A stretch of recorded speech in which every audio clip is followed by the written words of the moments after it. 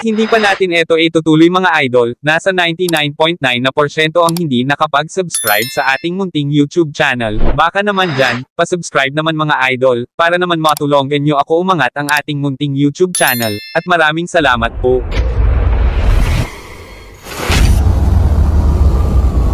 Tumitindi pa ang preparasyon ni Ray ng International Boxing Federation, IBF, at World Boxing Association, WBA, Super Bantamweight Champion Marlon Nightmare Tapales, para sa nalalapit na unification bout kontra WBC, WBO titleist Naoya, The Monster, Ino, at sa ika-26 ng Disyembre sa Ari 8 Arena sa Tokyo, Japan ito gaganapin.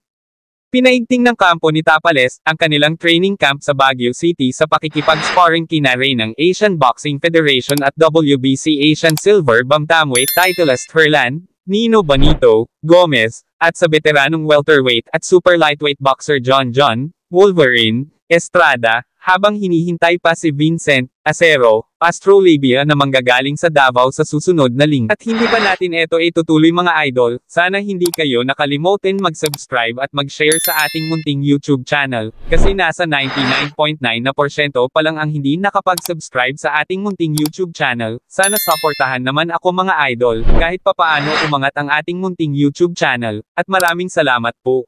Linggo. Mayroong matinding record ang 24 anyos na tubong Enrique B. Magalona, Negros Occidental na si Gomez na 11 hanggang 1 panalo-talo kasama ang 8 galing sa knockouts.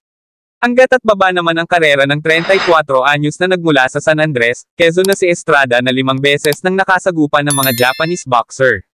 Nagsimulang kumamade sa mesensinang ensayo ang 31 anyos mula Kapatagan, Lanao del Norte sa paggiya ni head trainer Ernel Fontanilla sa Knucklehead Gym, sa Las Vegas, Nevada sa Amerika sa unang At kung umabot kayo sa video nato mga idol, may kunting palaro tayo, kahit maliit lang basta masaya tayo sa ating kunting palaro, at eto po yung ang mechanic. Una, dapat nakasubscribe kayo at nakaklik the notification bell at may kasamang like. Pagkatapos comment lang kayo kung taga saan kayo nakatira dito sa Pilipinas mga idol, at lagyan ng GCash number sa huli, din screenshot din para may katibayan kayo, para maisama ko kayo sa ating parapol ngayong December 24 ng 7 PM. Maraming salamat po sa inyong lahat. Estado ng kanilang paghahanda bago lumipat sa Baguio City.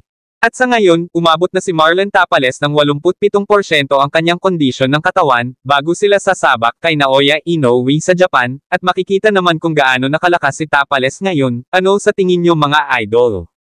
Ano ang inyong masasabi sa ating kababayan na si Marlon the Nightmare Tapales mga idol? Kaya paki-comment na lang sa baba kung ano sa palagay nyo mga idol, at pakisamahan na lang ilagay kung taga saan kayo nakatira dito sa Pilipinas, para malalaman natin kung hanggang saan ito aabot.